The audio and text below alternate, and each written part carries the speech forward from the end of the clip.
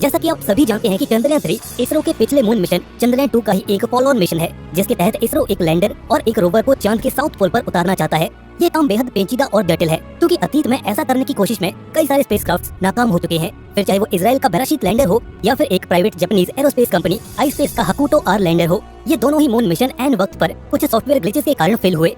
पर वहीं जहां फेलियर्स की मिसालें हैं, वहीं कामयाबी की नजीरें भी मौजूद हैं। हाल ही में चांद पर उतरा चाइनीज लैंडर चैंग ई 4 एक क्रांतिकारी मिशन साबित हुआ, जिसने चांद की फार साइड पर उतरकर न केवल इतिहास रचा, बल्कि बहुत सारे यूनिक एक्सपेरिमेंट्स को कैरी आउट करके अपनी एक हिस्टोरिकल प्रेजेंस भी नोटिस कराई। बात करें अगर पिछली दफा हुए चंद्रयान 2 के फेलियर पर, तो 7 सितंबर सन 2019 का ये डे तो आपको याद ही होगा। पूरा देश अपने अपने घरों में पड़े टीवी सेट से चंद्रयान 2 की लैंडिंग का ये नजारा देख रहा था। वहाँ श्रीहरिकोटा में खुद प्रधानमंत्री नरेंद्र मोदी इसरो के दफ्तर में इस ऐतिहासिक घटना के साक्षी बन रहे थे। मगर लैंडिंग के चंद लम्हों पहले अचानक कुछ ऐसा हुआ जिसने सबका दिल तोड़ कर रख दिया। इस घटना ने हमें ये और नजारा देखने पर मजबूर कर दिया। जी हाँ, हम बात कर रहे हैं चंद्रयान 2 के लैंडर फेलियर की। दरअसल उस शाम सब कुछ सही चल रहा था, तभी अचानक शेड्यूल लैंडिंग टाइम से कुछ मिनटों पहले विक्रम लैंडर के ऑनबोर्ड कंप्यूटर में मौजूद एक सॉफ्टवेयर में ग्लिच आ गया। ये सॉफ्टवेयर विक्रम लैंडर की एक सेफ और स्मूथ लैंडिंग के लिए बेहद जरूरी था। ऐसे में इसका फेल हो जाना एक बहुत बड़ी मुसीबत को दावत देना था।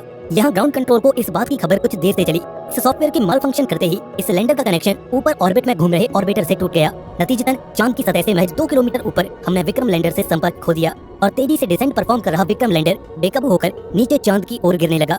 सॉफ्टवेयर में हुई प्रॉब्लम के चलते लैंडर के ऑनबोर्ड कंप्यूटर्स ये जज नहीं कर पाए कि लैंडिंग थ्रस्टर्स को कब कितना ज्यादा फायर करना है, और इसी मिसकैलकुलेशन और इरेगुलेशन के चलते ये लैंडर किसी पत्थर की तरह चांद की सतह से जा टकराया। ऑब्वियसली चांद की सतह से इतना जोरदार टक्कर के बाद इसे भारी फिजिकल डैमेज पहुंचा होगा, जिस कारण इसरो की तमाम कोशिशों के बाद भी इससे संपर्क स्थापित नहीं किया जा सका।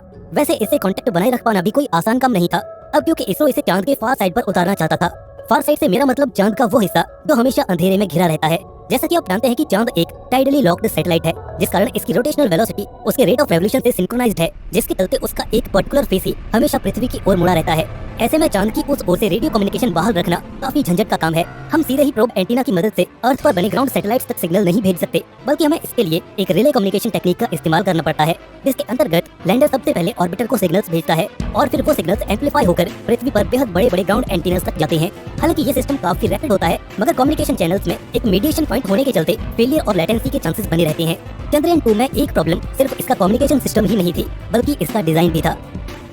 7 सितंबर को हुए फेलियर के बाद इसरो ने एक इंटरनल इन्वेस्टिगेशन कमेटी का गठन किया, जिसका काम था इस मिशन के फेलियर के पीछे की असल वजहों का पता लगाना, साथ ही उन गलतियों से सीखकर अगले मिशन में राइट चेंजेस को अप्लाई करना। इस टीम ने अपनी जांच में ये पाया कि लैंडर के डिजाइन और इंजन असेंबली में कुछ चेंजेस किए जाने चाहिए, ताकि ये मेक श्योर किया जा सके कि धरती से लाखों किलोमीटर दूर होने के बावजूद भी चांद की सतह पर ये लैंडर सही सलामत लैंड कर सके। चंद्रयान 3 में इन सभी चेंजेस को इम्प्लीमेंट किया गया है, जिसके चलते इसका लैंडिंग सीक्वेंस पहले की अपेक्षा कहीं ज्यादा रिलायबल बना है। अपनी गलतियों से सीख लेकर आगे बढ़ना ये एक कमाल की नीति है, जिसका असर इसरो के अमल में साफ झलकता है। आइए अब बढ़ते हैं आगे और एक नजर डालते हैं चंद्रयान 3 के उद्देश्यों की ओर। इसरो की ओर से चंद्रयान 3 का मुख्य उद्देश्य चांद पर एक सफल और सुरक्षित लैंडिंग बताया गया है। इसके अंतर्गत इसरो अपनी हाईएस्ट टेक्निकल कैपेबिलिटीज का इस्तेमाल करते हुए चांद के साउथ पोल पर एक सॉफ्ट लैंडिंग परफॉर्म करने की कोशिश करेगा। इस प्राइमरी ऑब्जेक्टिव के अलावा इस मिशन के अंतर्गत बहुत सी साइंटिफिक रिसर्च और एक्सपेरिमेंट्स को भी कैरी आउट किया जाएगा, जिससे ल्यूनर एक्सप्लोरेशन और इंटरप्लेनेटरी साइंस को एक शानदार बूस्ट मिलेगा। अपने प्रेडेसेसर मिशन की ही तरह चंद्रयान 3 का भी एक अहम मकसद चांद की जियोकेमिस्ट्री को समझना है। इस कड़ी में चंद्रयान 3 के साथ जा रहा है विक्रम लैंडर और प्रज्ञान रोवर, तो वहाँ पर ढेरों साइंटिफिक एक्सपेरिमेंट्स परफॉर्म करेंगे, जिसमें फोटोमेट्रिक्स और ऑनबोर्ड सेंसर्स के इस्तेमाल से ल्यूनर सॉइल का परीक्षण भी शामिल होगा। आज से करीब 1 दशक पहले जब भारत ने अपने पहले ल्यूनर मिशन चंद्रयान की सहायता से चांद की सतह पर तरल पानी की मौजूदगी का कंफर्मेशन किया था, तो सब हैरान रह गए थे। इस बार इसरो का प्लान कुछ और बड़ा करने का है। चंद्रयान 3 अपने मुख्य उद्देश्यों में से एक मून के हाइड्रोमेट्रिक्स को डिकोड करना भी लेकर चल रहा है। ऐसे में ऑर्बिटर की अब तक की रिसर्च से मिले डेटा को फर्दर बेस बनाकर ग्राउंड पर मौजूद लैंडर्स और रोवर्स ल्यूनर सॉइल और रॉक्स को एग्जामिन करेंगे, जिससे हम उनमें मौजूद वाटर और सिमिलर कंपोनेंट्स को बारीकी से देख पाएंगे। ये चांद की जियोग्राफिकल कंपोजिशन और केमिस्ट्री को समझने की ओर एक बड़ा और निर्णायक कदम होगा, जो आने वाले वक्त में ल्यूनर कॉलोनाइजेशन जैसे बड़े गोल्स को सर्व करने में कॉम्प्लीमेंट्री साबित होगा। इन भारी भरकम जिम्मेवारियों और करोड़ों लोगों की अपेक्षाओं का बोझ अपने कंधों पर लिए चंद्रयान 3 जल्द ही धरती से रवाना होगा। इससे पहले कि हम इसकी काबिलियतों का मूल्यांकन करें, ये बेहद जरूरी होगा कि इसकी टेक्निकल स्पेसिफिकेशंस और डिजाइन पर भी एक नजर डाल ली जाए। आफ्टर ऑल, किसी भी स्पेस मिशन की कामयाबी या नाकामी के पीछे यही फैक्टर्स तो जिम्मेदार होते हैं। इसरो का चंद्रयान 3 मेजरली 3 कंपोनेंट्स के साथ आता है। इसमें एक लैंडर, एक रोवर और एक प्रपल्शन मॉड्यूल शामिल होगा। पिछली दफा इस प्रपल्शन मॉड्यूल की जगह एक ऑर्बिटर था, जो फिलहाल चांद की ऑर्बिट में मौजूद है और बखूबी अपने काम को अंजाम दे रहा है।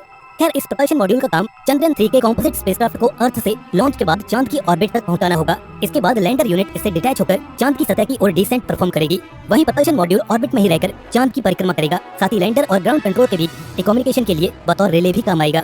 अगर आप इसके डिजाइन को देखेंगे तो पाएंगे कि ये एक बॉक्सी शेप का कंपोनेंट है, जिसके एक साइड पर ऑनबोर्ड कंप्यूटर और कम्युनिकेशन सिस्टम को पावर करने के लिए सोलर पैनल्स लगाए गए हैं। वहीं टॉप पर एक सिलेंड्रिकल सा स्ट्रक्चर देखने को मिलता है, जो कि एक्चुअल में लैंडर यूनिट के लिए एक डॉकिंग पोर्ट के रूप में काम करेगा। इसके अलावा आप इसके साइड में ये थ्रस्टर्स देख सकते हैं, जो समय समय पर फायर होकर इसकी दिशा और गति को नियंत्रण में रखेंगे। इस प्रपल्शन मॉड्यूल का मेन काम चंद्रयान 3 के इस कॉम्पोजिट स्ट्रक्चर को लॉन्च के बाद धरती के ऑर्बिट से लेकर मून की ऑर्बिट तक लेकर जाना है। फिर ये अपने सेकेंडरी रोल में भी सर्व करेगा, जिसमें ये बतौर रिले कम्युनिकेशन डिवाइस ऑर्बिट में रहकर लैंडर और अर्थ पर मौजूद ग्राउंड स्टेशन के बीच संपर्क स्थापित रखेगा। इसी बीच एक एक्टिव कम्युनिकेशन मेंटेन रखने के लिए IDSN यानी कि इंडियन डीप स्पेस नेटवर्क का इस्तेमाल किया जाएगा। इसके बाद बारी आती है इस मिशन के सबसे अहम कंपोनेंट विक्रम लैंडर की। ये लैंडर एक बॉक्स की शेप में है। मून की सरफेस पर एक स्मूथ और सॉफ्ट लैंडिंग परफॉर्म करने के लिए इसके बॉटम पर 4 लेग्स भी इंस्टॉल्ड हैं। इसके अलावा ये लेस है मल्टीपल लैंडिंग थ्रस्टर से, जो कि डिसेंट के दौरान इसे एक एंटी ग्रेविटी थ्रस्ट देगा, जो कि सॉफ्ट लैंडिंग के लिए बेहद जरूरी है। इसके अलावा इसमें वो तमाम साइंटिफिक पेलोड्स और इंस्ट्रूमेंट्स भी मौजूद हैं, जो ल्यूनर साइंस को परफॉर्म करने में कारगर साबित होंगे। करीब 7.5 टन वजनी इस लैंडर में एक सेफ लैंडिंग परफॉर्म करने के लिए 1 दर्जन से ज्यादा कंपोनेंट्स मौजूद हैं। फिर चाहे वो accelerometer, altimeters, Doppler velocimeter, surface proximity sensors, touchdown sensor और 4 से भी ज्यादा डिफरेंट एरियाज में व्यू ऑफर करने के लिए हाई रेजोल्यूशन कैमरास, जिनकी मदद से इस लैंडर की एक सेफ और साउंड लैंडिंग मेक श्योर की जा सकेगी। बाद बाकी ये लैंडर प्रज्ञान रोवर के लिए एक कैरियर व्हीकल के तौर पर भी काम करेगा, क्योंकि ऑल द वे अर्थ से मून की सरफेस तक यही तो इस रोवर को अपने भीतर ले जाएगा। 26 किलो वजनी इस रोवर में कुछ बेसिक इंस्ट्रूमेंट्स और पावर के लिए एक सोलर पैनल मौजूद है। क्योंकि इसरो का पहला रोबोटिक रोवर है, इसलिए फिलहाल इसे डेमोन्स्ट्रेशन फेज में रखा गया है। इसके तहत हम अपनी टेक्नोलॉजीज और डिजाइन का रियल लाइफ सिचुएशन में टेस्ट और एग्जामिनेशन कर पाएंगे। And that's pretty much all about this mission.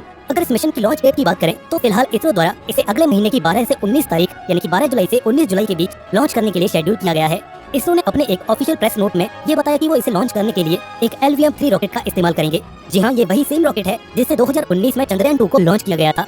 तब इसे GSLV Mark 3 के नाम से जाना जाता था। एंड अकॉर्डिंग टू इसरो इसे सतीश धवन स्पेस सेंटर श्रीहरिकोटा से लॉन्च किया जाएगा।